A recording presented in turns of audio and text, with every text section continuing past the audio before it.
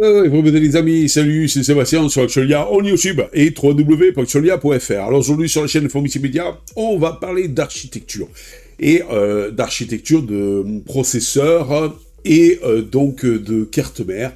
Et donc, pourquoi? Eh bien, tout simplement, je ne sais pas si vous avez pu le remarquer, mais de plus en plus, eh bien, de pays veulent complètement sortir de l'emprise des États-Unis. C'est vrai que si vous regardez les architectures informatiques actuelles, eh bien, donc, vous avez l'ARM, c'est quoi? Américain. Vous avez le x86, c'est quoi? Américain. Donc, il y en a qui se sont dit, bon, ben, ok, on veut sortir de là. Et entre autres, la Chine. Alors, moi, j'ai été surpris, c'est que certaines distributions Linux commencent à être compatibles avec cette nouvelle architecture. Et entre autres, Monsieur Deepin. Monsieur Deepin qui a dit, oui, ben moi maintenant, je vais être aussi compatible avec cette architecture. Pourquoi? Parce que cette nouvelle architecture, c'est le Long Arch, eh bien, est tout simplement une architecture qui vient de Chine, qui veut sortir du x86 et de l'ARM pour produire leur propre carte mère et leur propre processeur. Et si demain, donc, les États-Unis décident de dire « Stop, on ne donne plus la licence à la Chine pour construire donc des processeurs Intel ou AMD ou des processeurs ARM », pas de souci, ils ont leur propre architecture.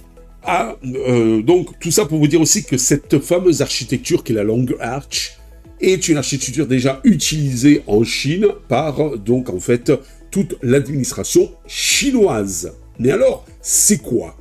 En fait, l'architecture Long Arch et les processeurs Longson, eh bien, c'est quoi? L'industrie des semi-conducteurs regorge de solutions variées, il faut dire ce qui est, mais rares sont celles qui captent l'attention en s'attaquant à la fois à l'indépendance technologique et à l'innovation.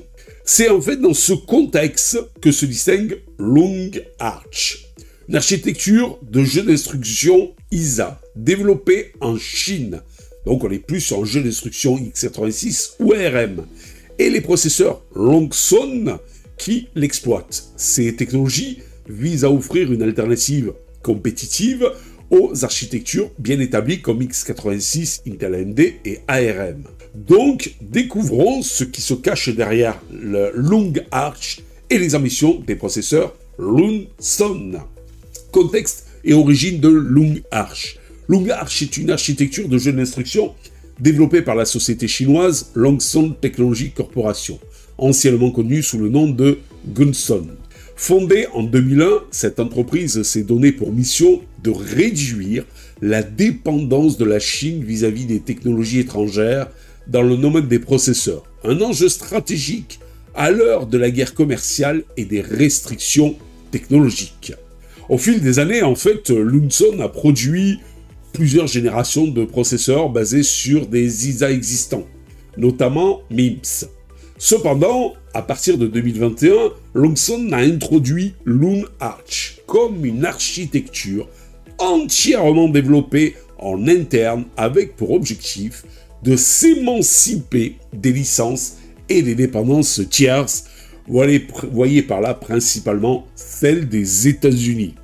La Long Arch, une architecture indépendante, caractéristique principale. La Long Arch se distingue par une compatibilité logicielle. Long Arch est conçu pour être compatible avec les standards logiciels existants, facilitant ainsi la transition des applications. Il intègre des extensions inspirées des jeux d'instruction populaires comme celle de x86 et ARM. La modularité. L'ISA Long Arch est divisée en modules pour les calculs généraux. Les opérations vectorielles, les SIMD, les calculs en virgule flottante et la virtualisation. Cela permet de répondre à une large gamme d'applications des serveurs aux appareils embarqués. Propriété intellectuelle. Contrairement à MIPS ou ARM, Long Arch est une architecture maison, made in China, ce qui protège Longson contre les restrictions et les sanctions liées aux éventuels brevets. Similarité avec d'autres ISA. Bien que Long Arch soit présenté comme une innovation indépendante, plusieurs experts ont noté des ressemblances avec MIPS. Toutefois, Longson insiste sur le fait que Loon Arch est le fruit d'une conception propre visant à éviter tout problème de propriété intellectuelle avec ses partenaires, je dirais même plus, ses concurrents. Les processeurs Lungson, les performances et les ambitions. Alors les processeurs Lungson sont les produits phares exploitant Lisa Loon Arch. Ils sont destinés à divers marchés allant des ordinateurs personnels jusqu'aux serveurs. Et je vous rappelle qu'ils sont déjà utilisés par l'administration. La gamme des processeurs Lungson, le Lungson 3A6000, PC et station de travail, basé sur Loon Arch, comparable aux processeurs d'entrée de gamme d'AMD et d'Intel, une consommation énergétique optimisée puisque le Lungson 3C5000 et le 3D5000 sont réservés aux serveurs, avec une faible consommation d'énergie. Et c'est idéal pour les data centers qui consomment énormément d'énergie justement. Ils offrent des solutions multi-cœurs pour les centres de données.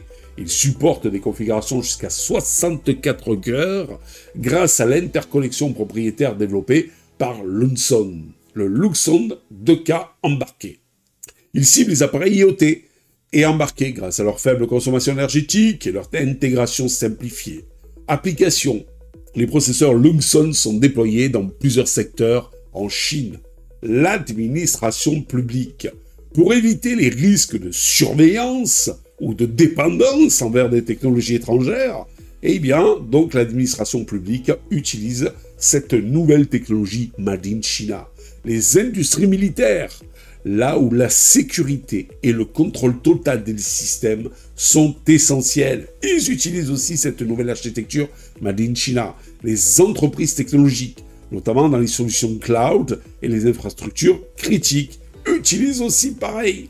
Mais alors, les défis et perspectives de cette nouvelle plateforme, cette nouvelle architecture, les défis de Lungson et Loon Arch. Donc, écosystème logiciel, le succès de Loon Arch dépend de sa capacité à attirer des développeurs et à garantir un large éventail d'applications compatibles. Cela nécessite des investissements dans des outils tels que des compilateurs, les bibliothèques et les systèmes d'exploitation. Oui, parce que cette nouvelle donc architecture demande un OS spécifique qui est un petit peu dérivé de Linux. Malgré tout, vous avez Deepin qui est compatible déjà avec cette architecture. Et donc après, bien sûr, il faut adapter tous les logiciels pour cette nouvelle architecture. Les performances, bien que Lungson progresse, ces processeurs restent en retard pour le moment par rapport aux géants comme Intel, AMD et ARM sur des critères comme l'efficacité énergétique et les performances globales. La concurrence internationale, l'ARM, le RISC-V et l'X86 dominent déjà le marché, rendant difficile la percée de nouvelles architectures. Les ambitions de Lungson. Lungson se positionne donc comme une alternative stratégique pour les pays souhaitant diversifier leur approvisionnement en semi-conducteurs. La société ambitionne également d'exporter ses produits, en particulier dans des régions émergentes.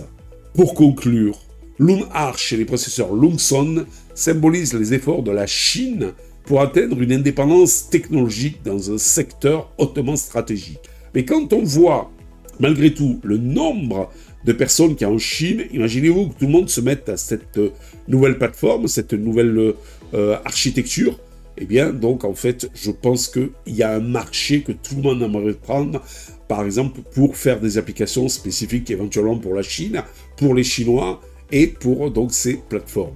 Mais qu'ils soient encore en phase de rattrapage technologique face aux géants établis, leur développement illustre une tendance croissante à diversifier les architectures de processeurs et à remettre en question la dominance des ISA traditionnels et surtout la dominance dans le secteur des États-Unis. Et ça, c'est le principal truc, vu que les États-Unis les embêtent, entre autres à vouloir, vouloir supprimer TikTok des États-Unis, interdire TikTok et aux États-Unis, ce qu'ils ont fait avec Huawei et tout, les Chinois donc se sont dit, à nous à proposer des choses où on ne pourra pas nous embêter et qui seront propres à nous. Voilà.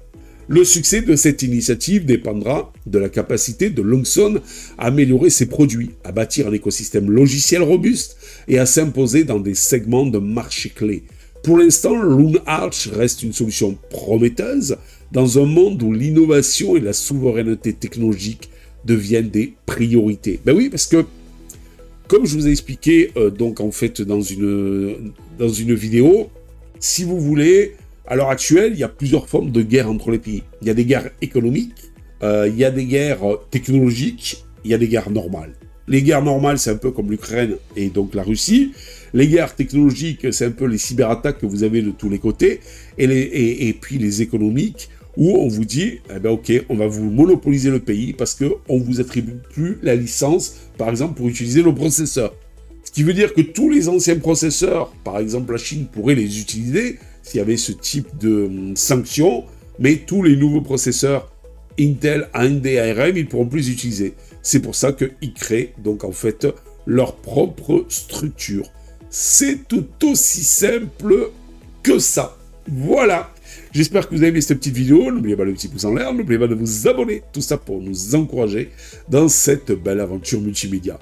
Et vous, vous en pensez quoi de cette nouvelle architecture? Êtes-vous prêt à basculer, à aller vers ces nouveaux processeurs? Moi, franchement, je vous dirais non, car c'est quand même spécifique à la Chine. Si vous recevez, alors si vous les importez, vous allez recevoir donc en fait une carte mère.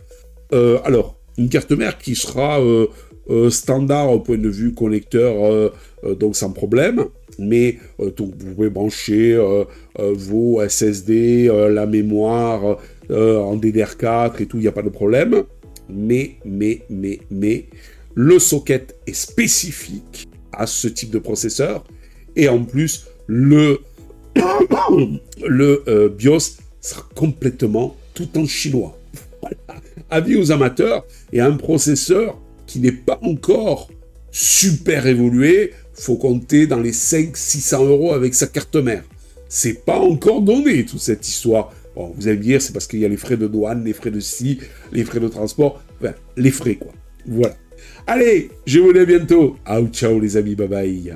Si vous avez aimé cette vidéo, abonnez-vous, mettez un pouce en l'air, et partagez cette vidéo, merci, cela fait toujours plaisir.